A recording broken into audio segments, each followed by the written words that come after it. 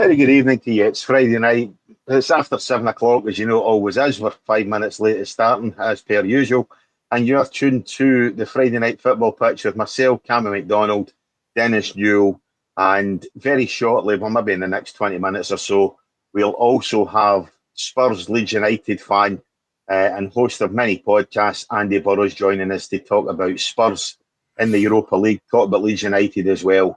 And no doubt Andy will have his say on several other things as well. But first and foremost, it's myself and Dennis. Dennis, good evening to you. How's the week been? Yeah, good evening, Cammy. It's been good. Look at the weather; it's absolutely brilliant. Glorious, isn't it? Continue. Yeah.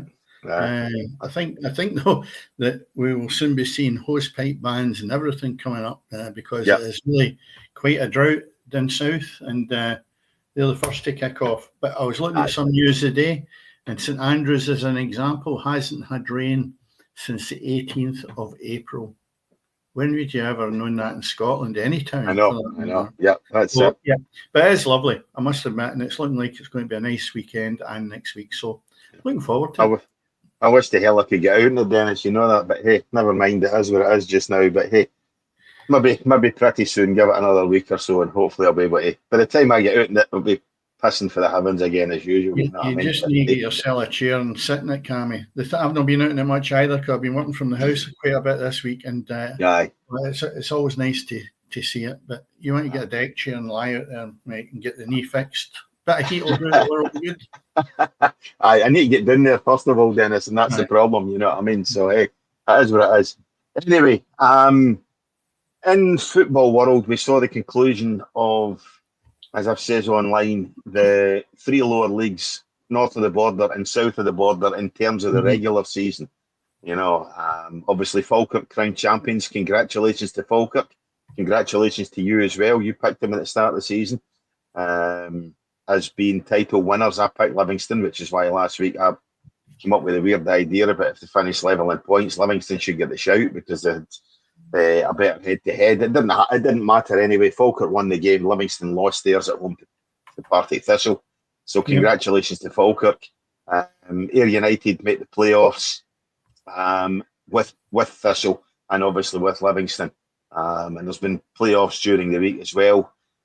When we look at League Two, congratulations are both. As we say, they've already concluded the league a number of weeks ago, which is a good job because since they won the league, Dennis, they've not won a game.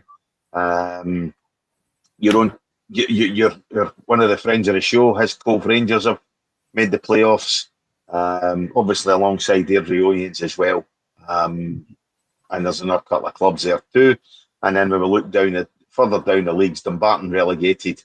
And as I say, I think Stinich Murank made the playoffs as well. So it's been a good week. It's been a busy week, and there's a playoff match tonight as well. Yeah, and it was good also to see Airdrie, who have battled away all season, not ending up with a wooden spoon in 10th spot. Yeah. I'm not sure it's helped them, but the bottom line is certainly you would never have thought. I know, obviously, we'll call it default. Hamilton have had that points deduction and ended up they were bottom of the league, but I'm sure Airdrie, with the way their season went, will have some feelings of thinking, well, we didn't finish bottom, so that's something. Yeah, well, when you consider sort of February, March time, we were all pretty much saying Airdrie are dead and buried, and they're going. Yeah, admittedly, the points deduction for Hamilton has helped, but at the point in time we were saying it, Airdrie were something like 19, 20 points behind second bottom. You know, so they have made up enough points there that they've kept themselves up anyway. You know, had Hamilton not had the points deduction, we'd be looking at Airdrie bottom, and I think Queen's Park would have finished second bottom, and Hamilton would have stayed up.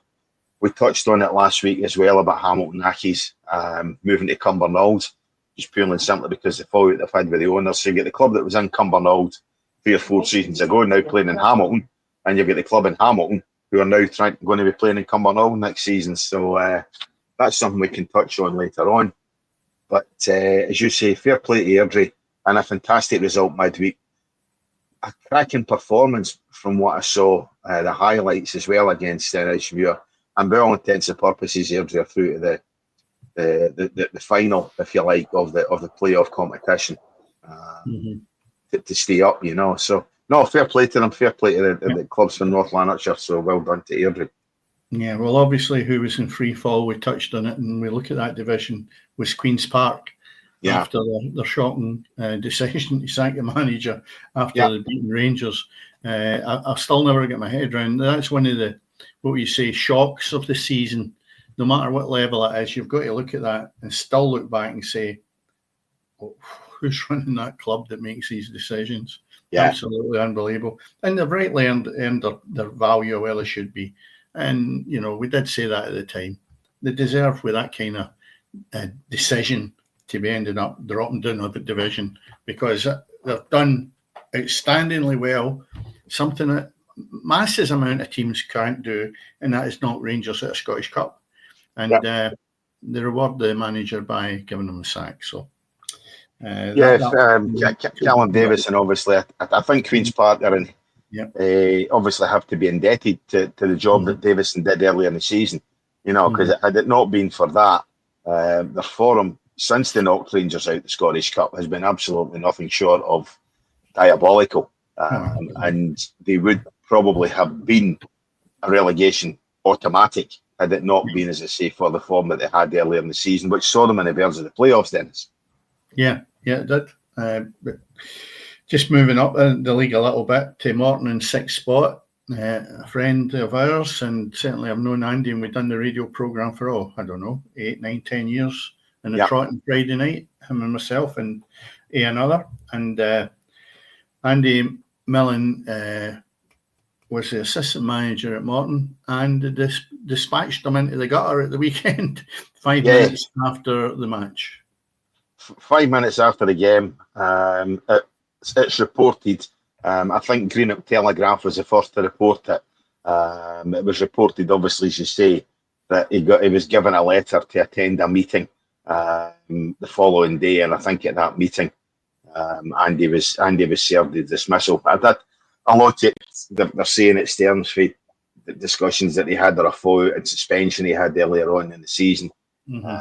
Against, I think they had a game against Wraith Rovers, and by all intents and purposes, it came from there. But I mean, Dougie Emery's had 3 seasons there as the Morton manager now, and I think I'm quite sure, knowing Andy as we do, and actually Dougie a wee bit as well, that Dougie would be the first to admit that the assistance of Andy Millen in his first managerial job has been vital to him.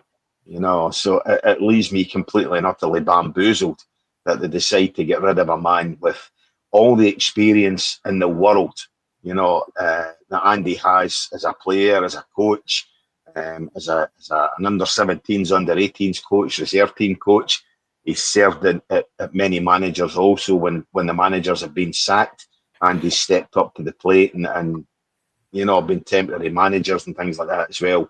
So for a club like Morton, to get rid of somebody with his experience leaves me completely and utterly confused and astonished that that's what they want to do. But obviously Morton as a club, I think over the last 6 months, if you read what's in the press in terms of obviously transfer bans by FIFA and UEFA, I think there's a lot of discussions at board level as well. Obviously since Andy's left, I've been looking at some of the local papers, some of the reports in the local papers, and you just wonder what on earth's going wrong at that club. And maybe Andy's actually as well away for the club, and looking elsewhere, to progress his career or to further his next few years before obviously he retires.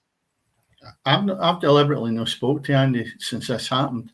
The reason being, I'm sure it'll be still quite raw with him. Yeah. Because when you look at that period of time that he's been at Morton, I'd have not got into the next division. But, I don't think Morton has got the financial clout to get into the top league. And basically, they have a good support. But it's like a lot of clubs, and without knowing the people, that they're mismanaged by directors. And I keep repeating this all the time. If some of these directors run their business the way they run a football club, they would be bankrupt. they don't understand the ins and outs. They want to be, some of them want to be big time billies. I know there's a lot of good directors out there, but a lot of them are in one massive ego trip that think they know better than the managers or the coaches. And I'm dumbfounded as to why the game still continues without them being exposed. Andy's deal will be swept under the carpet in a couple of weeks. He'll probably pay him off up to the end of the season. He'll not be able to say that much about it. And these guys will go away scot-free probably without the ins and outs coming out of it. Or, in real terms, his football knowledge and experience, I would reckon you couldn't buy. He's probably the most experienced coach in Scotland. Yep. Steve Clarke thought the world of him when he was down at Kilmarnock there with him. And that speaks volumes as well. So for Andy to be edged out the door, we'll say, is shocking. Right? It's a crazy decision. As you say, some of these directors really want to take a good, long, hard look at themselves, you know, for definite. As we talk about... Sorry, Dennis? They're away in the wee world of their own. Aye, but that's it, exactly. It's not rubbing shoulders with, I was out with Tommy last week, and Tommy was this, and Tommy was that. He's just an ordinary guy. When are they going to realise that? They're ordinary human beings. And because of their talent as a footballer or a manager or a coach, don't get your ego trips because of your insecurities from these type of people. That's it. Precisely. But anyways, we were talking there about one Andy getting edged out the door. Another one joined us. Andy, it wasn't you we were talking about. We are joined, as I say, by host of The Bunker and the Completed It podcast, Andy Burrows. Andy, obviously, Spurs, Leeds United fan. Good evening to you, mate. How's things? I'm good, mate. What a week to be a Tottenham and Leeds fan. Yes, really good. I'm good, mate. Thanks for having me on as always, mate. Pleasure. Nice to see you, Andy. Good to see you. Nice to see you, Dennis. How are you, brother? Yeah, I'm fine. Good. You'll have plenty to say. The last time you were on, it was doom and gloom with Tottenham. I know. We're probably still is to a degree, but you can't knock it. No, you know what I mean? We've been relying on, I think TalkSport were talking about it today. We've been relying on this run since probably December, January time. We knew that the league was gone and we weren't making the Champions League, and the whole debate now started of how can the team finish 15th, 16th in the Premier League and be in the Champions League. But hey, look, we don't make the rules, and we're in a final, and let's see what we can do. You know what Spurs are like in finals, so I don't want to get my hopes up too much, because last time that was the Champions League final, and albeit against Liverpool. But no, look, we're there now. We've got a chance. We played really well over the two legs. I thought we played well yesterday. We done what we had to do. It wasn't a typical Spurs performance, but we're in the final, boys. So let's chat about it. We are. Yeah, and that final against Manchester United. And as you say, you're looking at two sides who this season in your Premiership have been nothing short of disastrous. You know, it's been a shocking season as far as both clubs are concerned in the league. Domestically, neither of them have shown. But in the semi-finals, both clubs, as you say, we spoke at the start of the week. You know, you even as 3-1 up, you were kind of unsure as to, you know, whether you'd Spurs it or not. But the form of both clubs in the semi-final has been absolutely fantastic. Yeah, look, our European form's pretty much going to try and save our season. But like you said, the semi-finals, us and United, I thought United would have had a tougher game. I saw the highlights of the United game. The aggregate score didn't do it justice, really. I mean, how they only conceded one last night. I was watching the Tottenham game, but my friend Dave had the Man United game on the iPad in front of me, because I was down the pub and they weren't showing the Man United game, so he got his iPad out, put that on. But it is what it is. I mean, a lot of people moaning about the way that we've got there and the competition. They should have had the Champions League teams dropping it. I mean, what do you want? You have 1 year, you moan that the Champions League teams do drop into the Europa, and then this year people are like, well, it shouldn't be Spurs and Man United. It's like, well, we don't make the rules. You know, you're telling me that the team that finishes fourth in the Premier League are going to go, actually, do you know what? We're not really champions. We won't go in the Champions League this year. Put us in the Europa. Yeah. You know, the team that finished fifth, I think, this year, I think there's going to be five. Well, are we going to, I'm guessing we're going to have 6 teams in the Champions League now. Potentially, you could have. Yeah, that's the thing. Yeah. And I mean, which is absolutely crazy, you know. But when you consider a number of seasons ago, you had the big argument as to, I think it was Liverpool, when they finished fifth as to whether they would get in, because you had the Champions League winners that season as well or something like that, So when you consider there's no upwards number now on how many sides a country can get into the Champions League, Yeah. 2 sides in the Europa League, Andy, I think you're due it. I'll be honest with you, mate. At the end of the day, 2 English sides into that Europa League final, I think you're due it, And for all the shouting about clubs should drop out and whatever else, where did PSG finish in the Champions League stage of the Champions League? They're only in by default. They won their playoff place.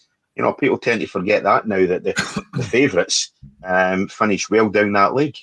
Yeah, but the Champions League hasn't been champions for God knows how many years now. I remember, was it the Cup Winners' Cup, when you had to finish first in your division? So you'd have, I don't know, Liverpool, Glasgow Rangers, you'd have Barcelona. The competition was over a lot quicker because you just had the champions. And then now you fast forward to 2025 when you've got teams that are finishing 5th in the Premier League. You've got the Club World Cup. You've got, Tottenham, we haven't made these rules and everyone's saying, oh, well, you don't deserve to be in the Champions League. Yeah. Oh, I'm sorry, then we'll drop out. It's just, we'll say no. It's ridiculous. It's the year Liverpool won the Champions League. I think they finished 6th in the Premier League and they snuck in the back door, had to go through the qualifiers, and they've had one of the greatest finals of all time against Milan. But that year, I think they finished 5th, 4th, something like that. They finished like way down in the Premier League. Or they might have won. It might have been the year. I think it was the year they won the Europa League. Yeah. And that's got them into the Champions League. And they went on and won it. So they'd had back-to-back European victories. But everyone seems to forget that they got in via the Europa League, finishing 6th, 7th in the Premier League. All right, it wasn't as low down as Tottenham and Man United. But we don't make the rules. We're just, we're just going to do what we can, and if hopefully we do get in the Champions League, it'll be a catalyst for us, because if we somehow do get in the Champions League, I'm still sacking Postecoglou. By the way, I'd sack him the night we won it. I'd let him get his winner's medal and maybe do the parade and then sack him. Yeah. Well, that was one of the questions I was going to ask, but it's strange there. I have the leagues, and I had to actually scroll down the league to find Tottenham and Man United. Instead of being in the top section of the screen. So, that never happens. But if you look at the 2 that have achieved the final placings in the Europa League, I think they're sitting next to each other in the Premiership. They have had a horrendous season in terms of the domestic side of it, and they've managed to get to the final.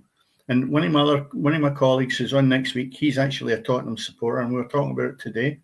And basically, I'm thinking this will be a great final. And of course, the other lad, he's a Man United fan, and we all agreed that this could be an excellent final because of the standing of the 2 clubs. They've been a hit or a miss. It didn't surprise me with Man United's result though, because having watched Rangers play against the opposition, I thought they were tipped. Well, we were tipped to be maybe potentially winning that. And then when I watched them against Rangers, I thought, who's saying this? Because Rangers didn't get exactly turned over with them. No. But it just shows you how poor they are when Manchester really done a job in them. And it also tells you how poor Rangers are as well. But at the same time, Man United deserve to be there along with Tottenham. There's absolutely no question of doubt. And the great thing about this season has been that from a Scottish point of view, we can see potentially if it's Celtic and Rangers again being first or second in the league, then we can see them being into April, and potentially, if they really strike it lucky, they could be in a Europa League situation whereas Man United and Tottenham are come May. So the new league structure for me has been absolutely magnificent. And it doesn't matter to me how many teams you want to plough into it in the Premiership. The teams there are good enough to be playing in Europe. So for me, you could put 7, you can put 8 in. I don't care, because you'll always get that extra quality. What I don't want to see is we go to Norway and we take its top 8. Then you've got a problem. So if it's quality, I'm all for it. If it's diluting the tournament because you've got Mickey Mouse teams in, then I'm no for it. And even if you looked at Scotland, if it was only 2, I'd take 2, because we have had Aberdeens and Hearts, etc., even Kilmarnock in there, and they've not really shown, they're punching above their weight when they get into these tournaments. But Celtic and Rangers, yes, tighten it up a wee bit. They can maybe get to a further stage along the road. But as the final comes along, yes, I think it's going to be a good one. Yeah. And you then touched on, Andy, which was going to be my next question after this. You still think the manager has not done enough if he managed to win that cup?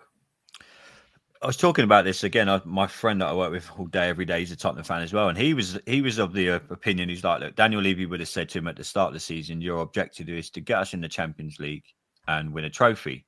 Technically, he's going to hope he might do it. Yeah, the way we might be going about it. My only issue is, do I trust Postecoglou to take us into the Champions League? Now, you might say, well, let's give him some time. So, okay, so how long do we realistically give it next season?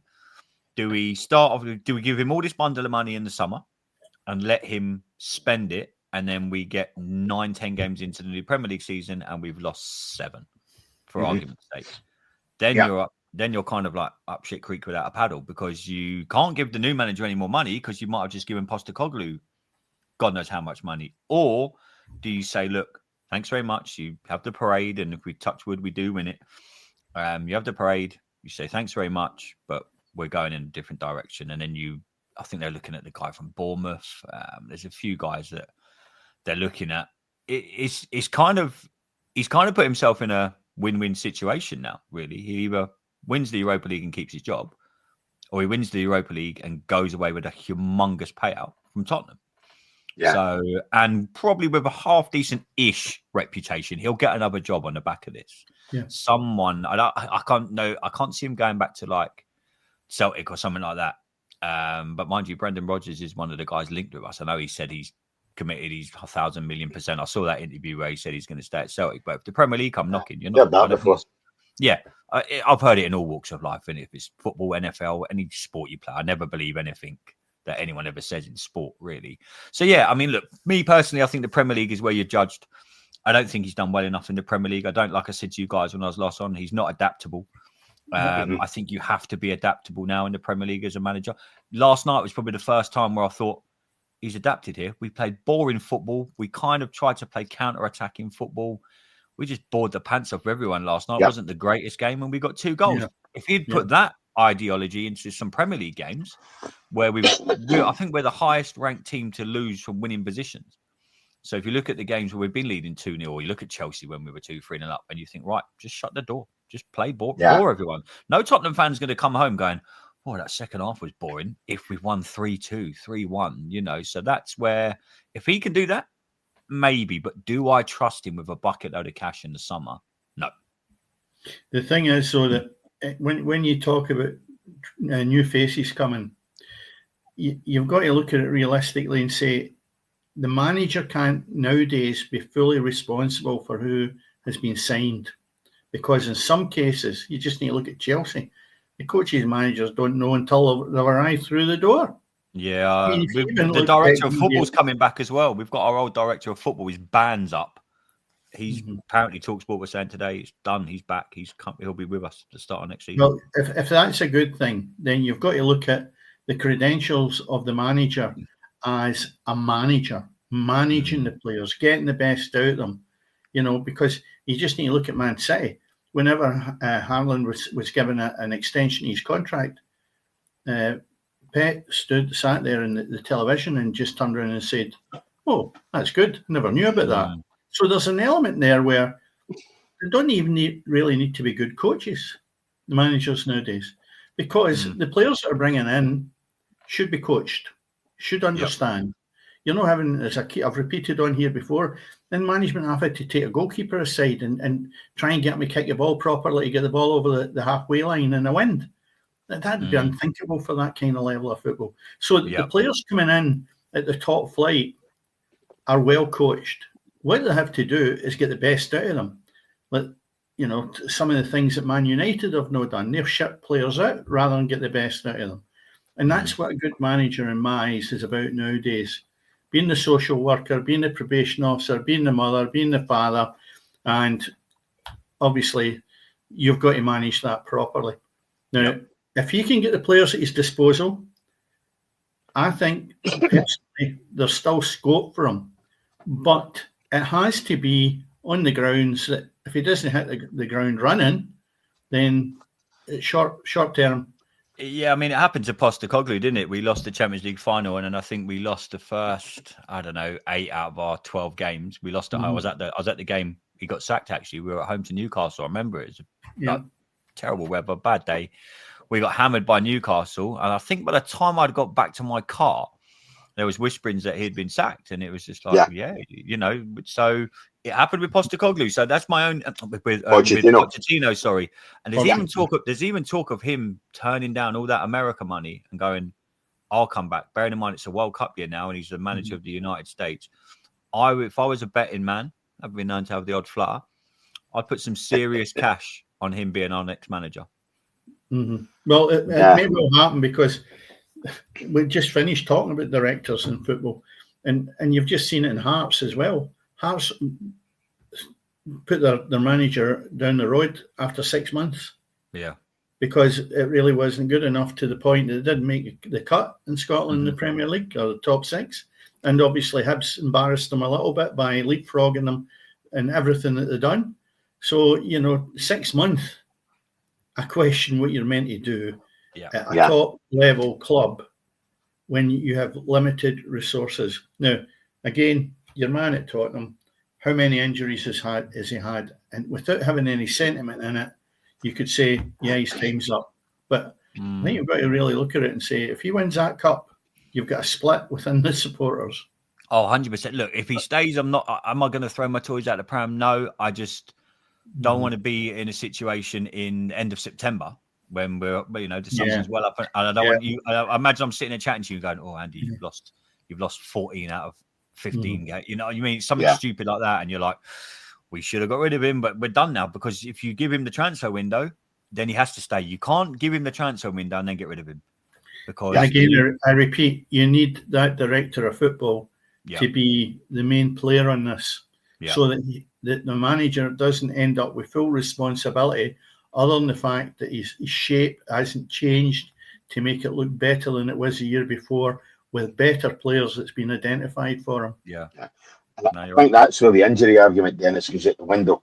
When you talk about shape and when you talk about style of play, what Andy's saying is obviously irrespective of the injuries, his style of play hasn't adapted.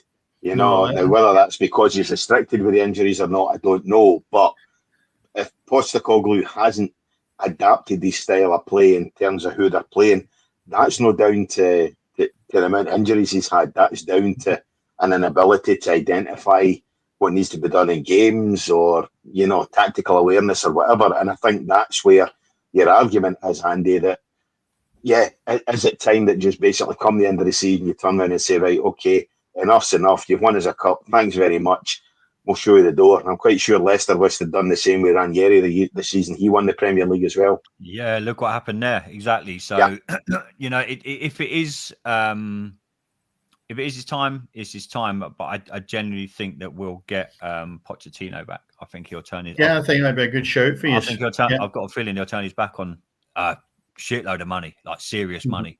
His family is still in London. He still lives. Technically, he's got a place in London. I know he's obviously over in the States a lot because he's their coach, but they've still got enough time. What we now May. There's still the World Cup's this time next year, nearly next June, isn't it? So they've got a year to get someone, and I've got a funny feeling that he'll be our next manager.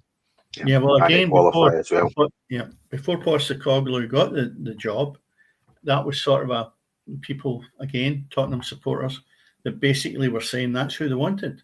Yeah, Daniel Levy apparently had a chat with him about it, but he just said, no, it's too early to bring you back. It's like, mate, I believe he wouldn't spend a penny with it, that he didn't need to, Andy. That's the thing, He's one of the big problems, mate. I mean, we can talk about managers and players till the cows come home. Why that man's still there? Don't get me wrong, he runs it as a business.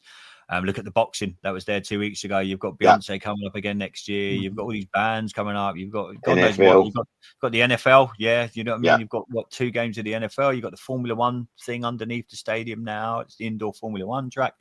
As a business, if he was your CEO at any of our companies that we work for, you'd be thinking this is amazing because your bonuses would be great, everything. But from a purely football standpoint, us as football fans, that's where you need to find balance. You need to find balance. Is as we were talking about just before you come on here, was the fact I said that if half the directors in football run their businesses the way they did football clubs, they'd be bankrupt. Mm-hmm. Whereas he's gone to the other extreme. He's running it fully as a business at football and being very successful at that, but at the expense of the football side. Yeah. And that's the fine balance you've got to get. How does he want his career to be seen? Does he want to retire, and whenever, God knows when he retires, does he want to be known as a successful businessman, or does he want to be known as the guy that won Tottenham, the FA Cup, the Champions League, the Premier League? It's probably going to be the first one. It's going to want to be. He'll 100%. be like, yeah. He won't care. He won't care that he hasn't won a Premier League. He won't care that we lost the Champions League final.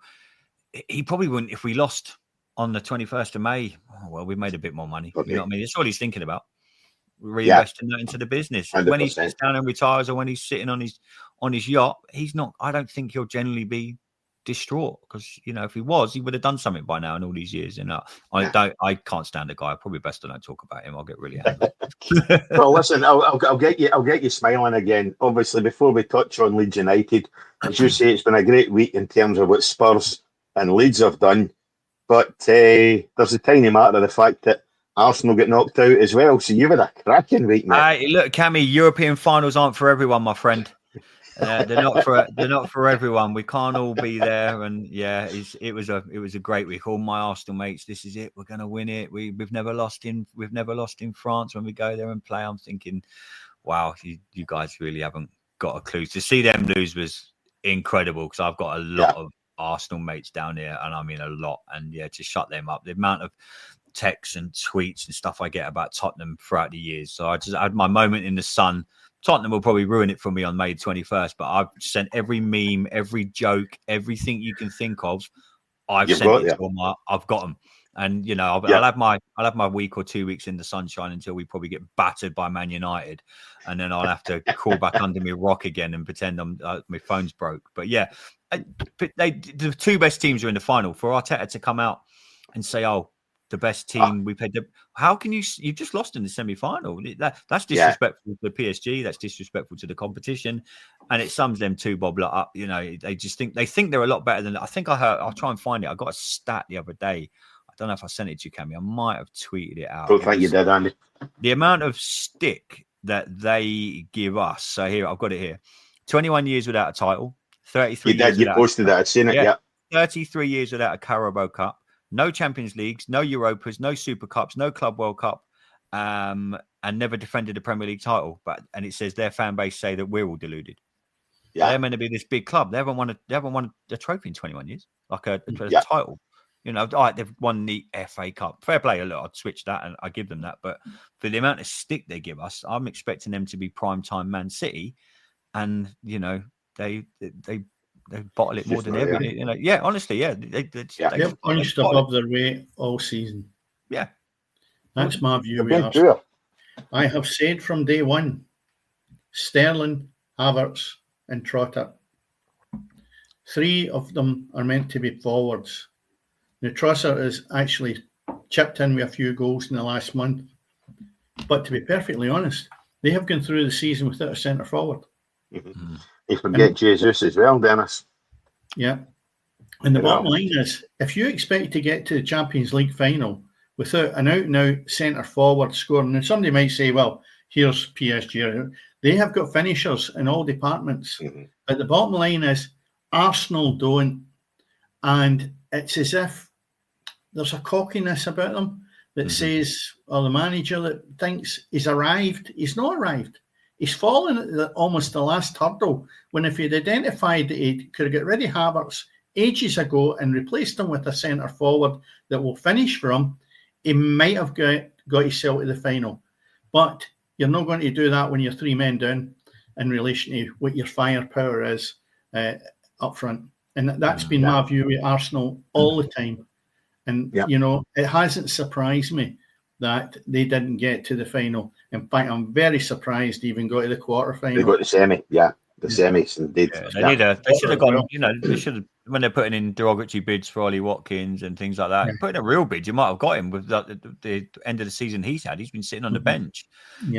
So, or do you go and get, what's his name that went out to Saudi Arabia? Troy, what's the boys with Brentford? Ivan Toney. Yeah, Tony, you go and try and get him out of his contract in the summer, and try and get someone like him, or the guy that went from the other guy, the young lad that went from Villa out to Saudi Arabia. Even at that, Andy, I don't think Duran, yeah. You look at the likes of what PSG have got, and the rest of the teams that have lined up in the Champions League for the last month or so. There's one player that sticks out in the forward line every team. Arsenal didn't have that. Yeah. No. And that's where you need to go. No, somebody that's maybe going to step up from another team, Brentford or whatever else. It doesn't always work. You need somebody that is proven, tested, and get them in there. And that is where you look at always your spine of your team. Goalkeeper, centre half, midfield, and forward. And then you can work around about it with players that are maybe not just as good. But you need that spine to be world class. Otherwise, you don't get to the next stage. Yeah. Or you look at, Andy, you're saying about derisory comments by Arteta saying that the best sides aren't there. Barcelona didn't make it. They're a damn sight better than what Arsenal have been. What a semi-final that was. Incredible. Let's be fair. Dennis, I couldn't have been off work at any better time to see that game, because the game has been absolutely outstanding, and I'm glad I caught both legs, because that's as when good you a mean game. both legs, are you talking about your own both legs? Right, okay, you leave the right one out of this, but he's at a that's certain as age good now, a Dennis, game. Don't say any. Come on, you stop mentioning my knee as well, Burrows. Come on.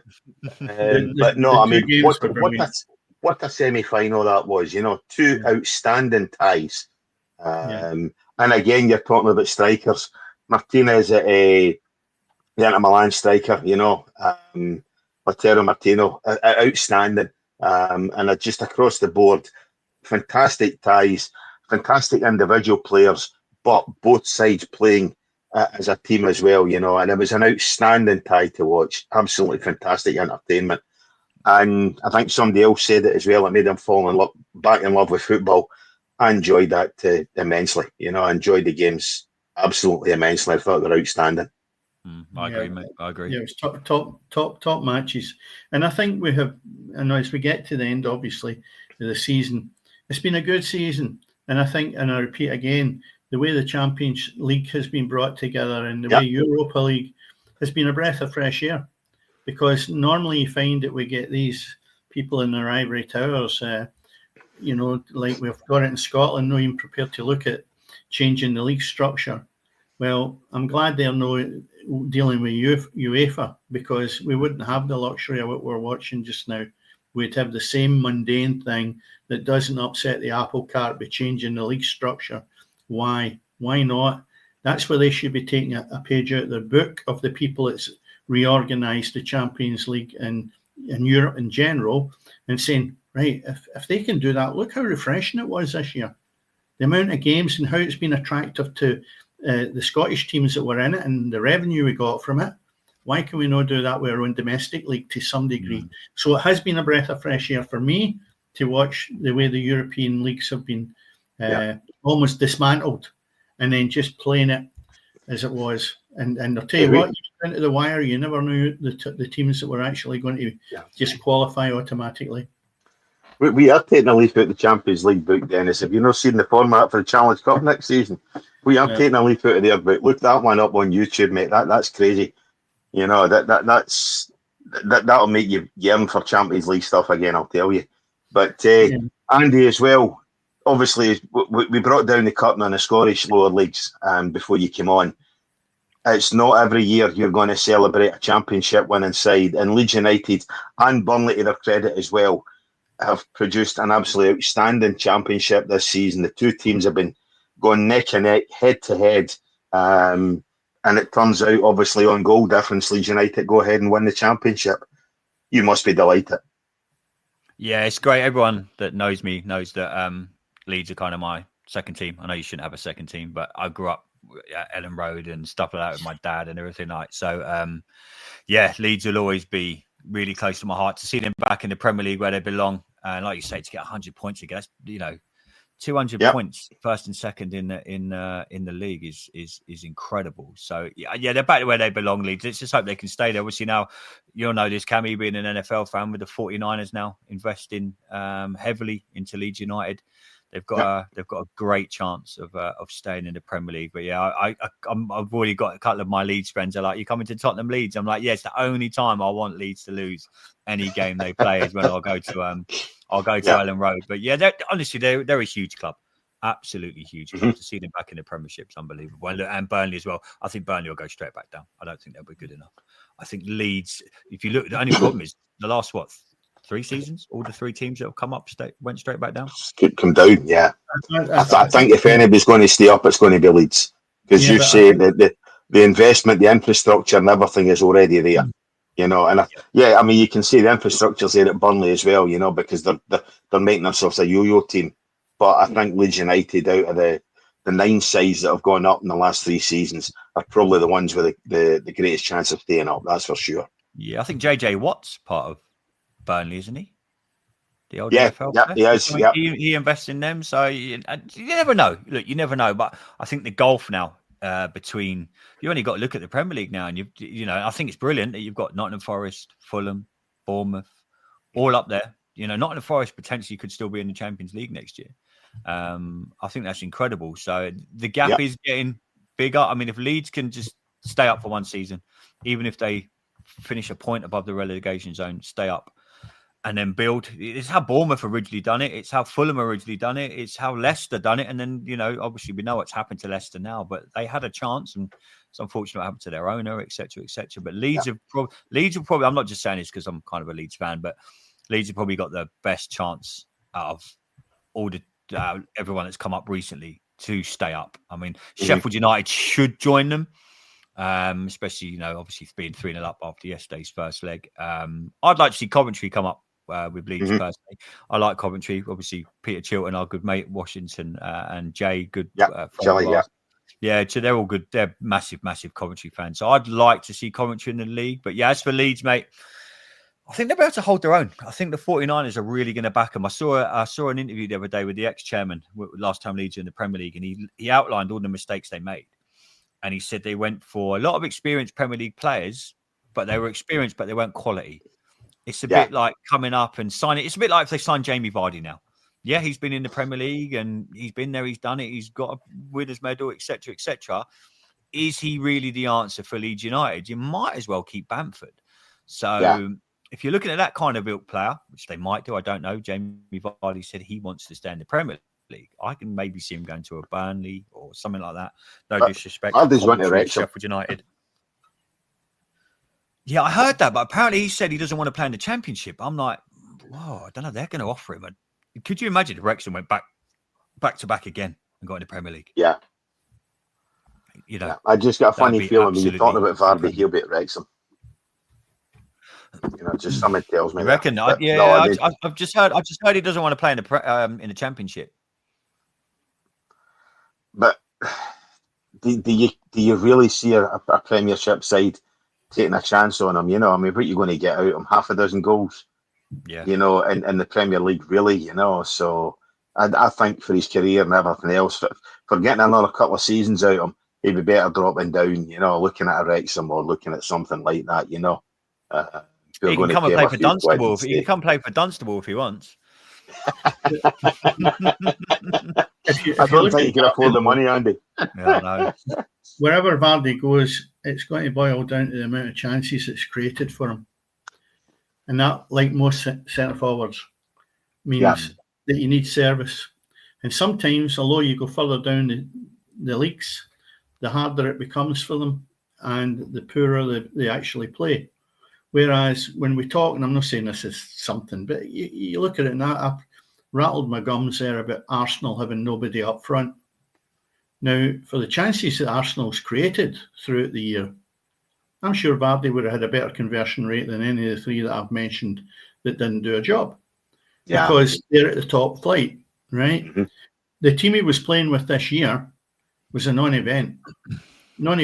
And he did score goals, and I still rate the guy. The legs do go, but until it's proven that he's missing chance after chance in a game, then I still think he's quality. I reckon he could do like a He'll Jermaine still go. Defoe, come to Glasgow Rangers, something like that. And Defoe done it. Yeah. I think, I could see him. If we could be tempted anywhere, and I always have this argument with people. I'm like, if teams like, there's a certain time in your career when certain teams come knocking. Trent Alexander's the perfect example. Real Madrid have come in for him at the right time. You're going to go. Yeah. There's always certain teams at certain stages of your career you're going to want to go to, and I don't say this disrespectfully. If Glasgow Rangers come knocking, and let's not beat around the bush. They're one of the biggest clubs in the world, supporter-wise, especially as well. Everywhere you go in the world, Glasgow Rangers themselves. But he would need to pay them. Vardy would need to give Rangers money to play. That's the problem you've got. Yeah, they couldn't afford it. Seriously. I know they're looking at injection and a new partnership with the American football side of it. But when you're same looking guy at that owns Leeds United is going to take over Glasgow Rangers, isn't he? Yeah, the 49ers guy. What you're looking at there is they won't be able to throw big bucks at this early doors because they'll only get their fingers burnt unless they see results coming with the players that are signed. So I would imagine when you look at Celtic, who've got nothing as a centre forward, and I mean nothing. The boy's poor, it's up there. Ida, and to be honest, Celtic's in desperate need of a centre forward. That would be a good shout, and they could probably give Vardy the opportunity. No sell-on value, Dennis. No sell-on value.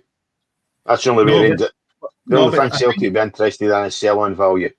You're spot on with that. But if you look at it as a business acquisition to get in the Champions League, then there's potential there to say, well, Ida they spent £9 million on it. I mean, seriously, it's just murder. And you've got to look at it and say, do you want success? Because he'll not be a sell-on. You'll be lucky if you get £3 million for that boy, then. He'll be in the wings when Celtic get a replacement for him, and you might get nothing for him. So that's money in the toilet, and that's bad buying. And I've said this before, there's a lot of bad business gets done at Parkhead, and we never see or hear of it because it's swept under the carpet because Celtic's success in the domestic side of things, it doesn't count when they sign a failure. They seem to just roll along, and then it's flagged up when a good player's there, we'll punt him and we'll get money for him. But just come back to the issue, something like Celtic for Jamie Vardy would be a perfect signing for Brendan Rodgers. Perfect signing. And I mean, you must know him fairly well. Yeah, from his time at Leicester. Yeah. So, he took Schmeichel there. He's delighted and happy with the club. So if for me, it's just me. If you're looking there, if it couldn't be Rangers and it's Celtic, doesn't matter. I would like to see the boys' talent there in Scotland. Yeah, no, I agree, Matt. I think, again, it's wages and will Jamie Vardy's ego? I mean, he'd be a big fish, and I don't mean this in a not a small pond because it's Celtic and Rangers, but compared to what he's been used to in the Premier League and obviously playing for England and stuff like that. I think Celtic would be a good fit. I'm just saying Rangers because I love Glasgow Rangers, but I mean, it'd be interesting. I think, the Wrexham. I thought, I don't know if I'd see him. That'd be good. Imagine if he did go to Wrexham, they'd have a great shout of getting out the championship. If they get out the Championship, they'll make a movie about them. Like, I know it sounds weird because of their owners, but I know they've got the TV show. But that going from non-league to the Premier League will probably be the greatest achievement in football history ever. Well, his wife could get a leading part in it then, couldn't she? Oh, Jesus, oh my God. Yeah. Aye, yes. And less said about that, the better. Moving on from Leeds and Burnley. You can get a leading part in it. Yeah, but brilliant for Leeds. So it'll be interesting. Amazing. Hope they stay up. I had a friend that played with Leeds United when David Batty and a few others, and I got to know quite a few of the Leeds players. If you go back to that's my era. Yeah, that's my era. I was good. David Batty, Mel Sterling, Tony Dorigo, the Wallace brothers, Danny, and Who's the older guy? McDonald at fullback. Alan McDonald. No, McDonald. What right back? Yeah. Yeah, good lad. I grew up in Mel Sterling was the main right back when I was there. Yeah. I say Sterling was decent. Again, another Rangers player. But I mean, we'll look across the leagues, Andy, down there. Let's mention American football. It's been no bad for clubs owned by American football sides. You get Birmingham City with Tom Brady, Leeds United, and as you say, Burnley as well. So So our other sport is definitely having a massive influence on what's happening down south in terms of promotion this season. Oh, dude! I mean, the NFL I think they've finally. It seems to be like an investment thing now for people coming from American football to the Premier League, and now a little bit in Scotland. The Glasgow Rangers, obviously, the San Francisco 49ers are going to plough God knows how much money into Glasgow Rangers over the next X amount of years, and Leeds. But yeah, it seems to be something with former NFL owners or NFL players now. I think Wrexham have opened the door for everyone. I think they've seen what Wrexham have done, and they've gone, hang on a minute, I want a little bit of this. I mean, the guy that played Creed owns half of Bournemouth. Right, okay. So his name's guy I should know. I host a bloody movie podcast, but yeah, he owns half of Bournemouth now. He's part of that investment group. So obviously, yeah, like you say, you've got Tom Brady, you've got, and it's all purely down to Wrexham. I mean, I just hope, my only issue is I hope they're in it for the right reasons. Mm-hmm. I hope it's not one of them in 3 or 4 years they up sticks. And you've seen it at football clubs historically. You've seen it at your clubs. You've seen it at my club. Any level of football. And I can only when I was playing non-league football in 1998-99. Hornchurch had been taken over by this multi-millionaire, right? She multi-millionaire. In a span of a week, he signed Dimitri Karin in goal. He had, I think it was the likes of John Spencer up front, the old Chelsea forward. He had all the old Chelsea boys down there playing. That lasted 3 months. He got bored, pulled the money, and Hornchurch, they went bust. Yeah. 2 seasons later, they were gone. And so that's I know that's on a non-league scale. But my only issue is that, we'll use Glasgow Rangers as an example because we know historically the issues that have been up in Scotland with football teams and ownerships and stuff like that. And everyone's always saying, well, there's only 2 teams and they never do well in Europe. Well, now they might have a small chance. I know you've got the financial fair play and everything like that. It's the same as for you guys as it is for us. But you've now got a small chance because let's not beat around the bush. The people that are owning Leeds and Glasgow Rangers now are mega rich. Yeah, they're not sure about they're not Saudi rich, but like Dennis says, you've maybe got to build a little something. All you need is a gem. All you need is one player. You need a Paul Gascoigne to come up there. You need a Jermaine Defoe. You need something like that. You need a Chris Sutton when he went to Celtic all them years ago. Yep. You need to find a Henrik Larsson. You need to find one person that you can go, right, here, mate, here's a shed ton of money.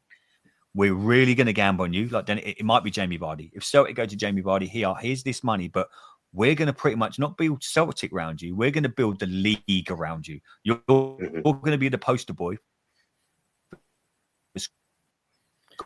Yeah, you bring it up there, Andy. My only issue is I hope these American owners and these people from the NFL. Do you know what?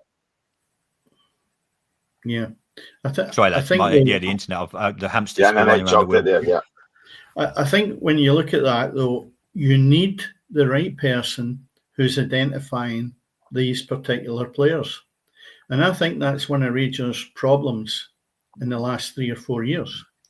They have not identified the right person and they have spent reasonable money on even that squad they've got at this moment in time. There's been reasonable money that would have been able to compete against Celtic. And they have bought badly. And you've got to look at the people that were allowed to go out and buy these players. You can batter the manager all day long. I don't think that was another bad appointment by the club. But the identification of players is so crucial nowadays that it can make or break you. So that one individual generally has to be the best that you can source. That's even more important than your centre forward because he's got to bring a whole team to the party. And I think that there's not enough identification of who these people are to see what their background is. I mean, if you look at Ross Wilson as an example, Ross Wilson, when he started, was running John Hughes about as his taxi driver at Falkirk and volunteered to help the club. They then, by luck or hook or by crook, because I knew Ross, I'd been out for a few beers with him, and he was a nice lad.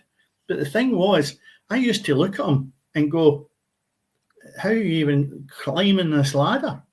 And because of Van Dijk, he took to Southampton when he was down there, director of football. That made him. And his platform just rocketed. And then you look at it and I go, well, I knew he wasn't going to do much at Rangers. But how many other people actually knew him to say that that was the Messiah? Because it was a million miles away from it. As much as he's a nice guy, definitely not in the zone that Rangers were needing to bring in players. Mm-hmm. And it's biting them big time just now. And he's part of that. So there's where I go back to it. The clubs have got to make sure that the director of football, if we call them that, or the people that are identifying players, have really got to be at the top of their game and not just talk a good game. They've got to know a good player inside out. That when you give it to me, if I'm the manager, I can rely on you, Cammy. That boy is worth his weight in gold. And that's what I need from that director of football. And unfortunately, it's not the case. I think half of them are hoodwinked by agents nowadays. And some of them don't understand the game well enough.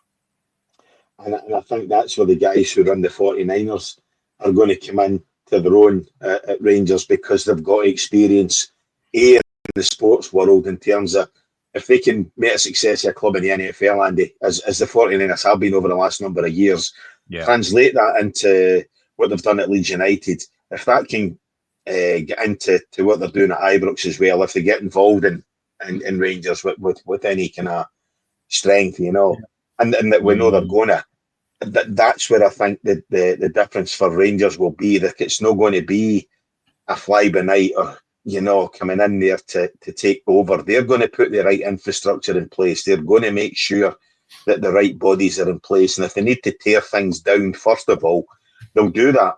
Because let's be honest, we've seen that in the NFL, you know, where they'll tear something down, first of all, they'll rebuild it from the bottom up. And that's what happened, Dennis. That's the thing I would ask you to, because I know nothing about American football. What can American football ownership and experience bring, not just to Scotland, but to soccer in general, that when you look at Wrexham, that was movie stars, right? We're not talking about that. So I'm talking about your 49ers, and even if your own lot get involved with, what are they bringing to the game that we don't have or we don't see? It's a very good question. Experience in sport. I mean, for me, I've said this for a while. Liverpool. Yeah, I mean, you've got exactly. Liverpool, great example. Obviously, the owners of the NFL, Boston Red Sox. Football could learn so much from the NFL. I've said this for a few years now. If you really want to make, and again, I always use Scotland as an example because I'm on with you guys. If you really, really want to make football fair, have a salary cap. Yeah, have a salary 100%. Because the NFL, and everyone says, "Well, we're not the NFL." Have you? And well, we won't make as much money. Do you know how much money the NFL makes each? Cammy, you'll know this. How much money the National Football League makes, and their players are all on. It's a salary cap. So could you imagine if they said, right, Tottenham, Arsenal, Chelsea, Man United, Glasgow Rangers, Celtic, Aberdeen, Kilmarnock, whoever, salary cap. Let's really see things. It's like the argument about Formula One. Let's all have the same car and see who's the best driver. Yeah. Let's have a salary cap. And let's see who really is the best manager. Let's see if, you know, back in the day when Mourinho walked into Chelsea and had all these star-studded players, Man City, all these star-studded players, Pep walked in. Don't get me wrong, he's a very good coach. I'm never going to not deny that. But let's have a salary cap and let's see how even the playing field goes then. Because I can tell you what, a lot of players, you'd watch them all up. Then you'd see, like, I'm going to Saudi Arabia. That loyalty would go. Every single one of them, because they're all. Let's be honest. No football player needs to play for the money. Really, if you're in the Premier League, the Championship, the Scottish Premier League, you don't need to play for money. You're not doing it for the money. All this talk of, isn't it so glad we got Mo Salah? He doesn't need. He could play for the rest of his life for free and still be a multi-millionaire. So if you really want to make football fair, learn from the NFL and have a salary cap, and then see how fair football becomes. Because then slowly, over a course of 5 to 10 years, you watch that gap go from the Premier League to the Scottish Premier League, and you watch it level off. And then at one point, you'll be like, hang on a minute, Celtic are in the semi-finals of the Champions League, or Glasgow Rangers are in the semi-finals, or Aberdeen have made it into the Champions League. Yeah, because we've made football fair. They're always on they talk on Talk Sport all the time, and I listen to that a lot, and they're always like, there's a big divide between England and Scotland, and it's always talk of the Scottish teams coming down to the Premier League. Okay, make it fair then. You know what I mean? Yeah. You've always got to look at the TV money that Scotland gets compared to what we get down here in the Premier League. It's night and day. It's Prince and Pauper. Yeah, so if you really, and this will never, ever, ever, ever, ever happen because of the TV endorsements and the sponsorship and unfortunately now the Premier League, and this is where they could learn off the NFL, it's about the rich getting richer. That's all it is. It's about money, money, money, money, money. If the rich can get richer, then it's... When do we turn to politics? Yeah, but it's all about that. Yeah. It's all about, and I mean, it's the way that football's going.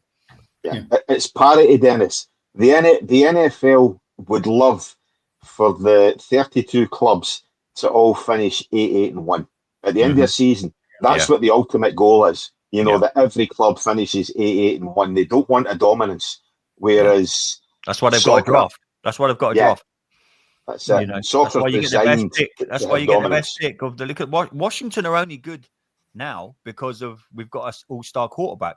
But the only reason we could get him was because we were shit the year before. Yeah. That's the only reason we got him. But football would never do that. Ever, ever. It will never, ever happen because it's so... and again, we come back to what we said at the start with Daniel Levy. Football's a business now. We get it. We're all still football fans, but football as we know it from when we were all... Well, maybe you guys, Cam, you were around in the war. But when I was a kid, it was, football was football. And now it's not. But listen, it's always been. And by the way, there's no bigger business than the NFL. No, not in the. I have this argument with everyone in the entire world. That's it blows football out of the water. It blows golf out of the water. It blows NFL blows everything out the water, money wise, for me. Yeah, so in terms of business, invest definitely will be good. Because we definitely need that kind of input. It's why Miami are in the Club World Cup. Yeah. It's all money. Because the investment. It's the investment. They've got the luxury. You get David Beckham owning the team, and you have Messi. It's simple. You've got Beckham and Messi in the same franchise. You put them in the Club World Cup. Simple. Yeah. Have you seen the Walkers advert where Messi comes in with Suarez? No. It's a Walkers. They're going to the pub. I had to laugh. It probably is a slant the way I feel about it. The two of them arrive at this pub and it's Walker's Crisps, I think. And it shows you their names underneath it. And then they switch and they see two females that are going to go to the pub. And it says their names. But whenever Suarez and Messi go in the pub, people are in awe and you can see them going, wow, look who's just come in. The two females come in. And they're obviously footballers, right? And I could see the vacant look and people going, who are they? But to make things equal, they've brought the two females into this. Why? I don't know. Why can we not go back to the days of Paul Gascoigne and Lineker with the tears streaming down his face and make things a wee bit more funny rather than trying to play the sex game where two lady females footballers are in with two men? I just can't get it now. I don't think that sells, Chris. Anyway, anyway, that's it. Or England hitting the post in final. Anyway, never mind. We're not bothered with that one, well, just to let you know, listen, just to let you know, Dennis, sorry. Partick Thistle are winning 1-0 against Ayr. So it's all square. Yeah, and there's all square on aggregate. 29 minutes played, I think. Cool. So, I'm going to go and watch that, get the legs up because my knee's just about enough. Right. So, how is it? Is it improving any, Cammy? It's getting there. I get my staples out today, so you probably heard me crying down there, Burrows. You know what I mean? That you probably heard me grating down there because the tears were streaming. I'll tell you, 35 staples, mate. I'm glad you're on the men, mate. I'd knee probably don't. Yeah, I get knee problems. Pleasant, that's for sure. Yeah, ain't pleasant. As long as you're going to be fit and healthy come November when you come to Spain, mate. Come November, I'll be fit. I'll be fit for September as well, mate. But I'll miss you at that one, obviously. But I'll catch up with you in November in Madrid. I'm doing October with the family, and then November we'll be going out to watch the Commanders play in Spain. Yeah, here we go. Yeah, I bought the flight tickets today anyway, so we'll see what happens with that one. Anyway. Andy, tell us all about you. We know you've got another couple of projects before we finish up. Obviously, I made mention to it at the start, but go on, tell us what have you got going on. When have you got any spare time for starters? Jeez. So the Bunker, obviously, the NFL season's kind of now rolling into training camp. So the Bunker podcast, I talk all things Washington football.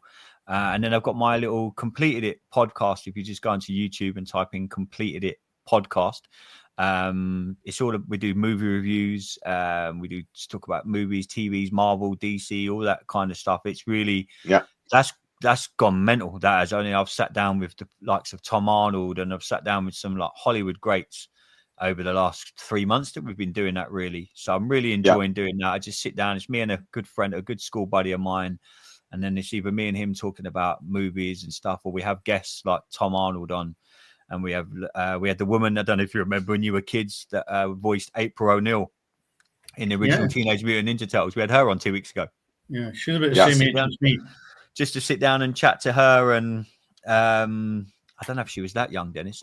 She was, so I love it. A mutant, but it's that old you were meant to say. Completed It podcast on YouTube, and then still doing Talk of the Town for Dunstable. Obviously, the season's finished now. We had a new management team and everything take over last year, but they did a great job. So I'm still doing my Talk of the Town stuff as well. So keeping, you know me, Cammy, I'm always doing something. But anytime you guys want me to come on and talk football, mate, the answer will always be yes. Great, cool, mate. Thoroughly enjoy it, mate, as always. I think Dennis gets fed up with the NFL chat, but not thoroughly enjoy it. It's great, Dennis. You need to get into it, mate. Greatest game in the world. I'm too ignorant to understand it, so I do believe it would be brilliant to know the ins and outs, but I've not got time. Easiest game in the world to understand. Yeah. Well, easiest game in the world. That's it really is. It's the move forward simplicity. 15 yards done. Yeah. That's it. Well, I've got a wee feel for it, but not to sit down and digest it at night. I'll take you to Madrid, Dennis. Sorry? I'll take you to Madrid. Oh my God, you'll have a great weekend. Yeah, just come out there. Oh, mate. I'd never get out of the pub. Never major football. We're going to go to the Bernabeu, but I can tell you where we'll be the rest of the time. Yeah, I've been there. I so have. Smashing. But anyway, Andy, thanks as always, mate. I really, really appreciate you coming on. It's great to listen to somebody who knows what they're talking about when it comes to English football, rather than Dennis and I sort of trying to sort of kid on our way through, you know. So I always appreciate it, mate. Always a pleasure.